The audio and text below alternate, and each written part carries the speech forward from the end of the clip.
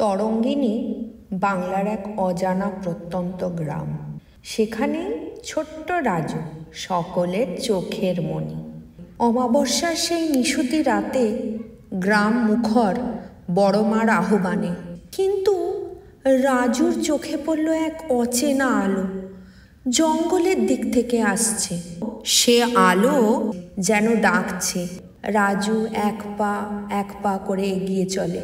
জঙ্গলের গভীরে নিস্তব্ধতা, এক পুরানো সে মন্দির, আধ ভাঙা, শেকড়ে ঢাকা। সেখানে এক বৃদ্ধ পুরোহিত ধীরে বললেন, তুমি অবশেষে এসেছ। ৩০০ বছর পর তরঙ্গিনীর উত্তরাধিকারী ফিরে এলো। গর্ভগৃহে এক তাম্রপাত্রে খোদাই করা তরঙ্গিনী চক্র, নিষিদ্ধ যজ্ঞমন্ত্র। এই মন্ত্র উচ্চারিত হলে দেবী অবতীর্ণ হন।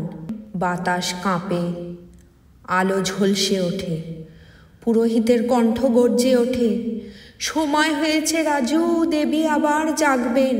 আর মন্দির কেঁপে ওঠে, চন্দনের গন্ধে ভরে যায় বাতাস। দেবী ফিরে এসেছেন। আর তারপর তরঙ্গিনীর ইতিহাস বদলে গেল চিরতরে।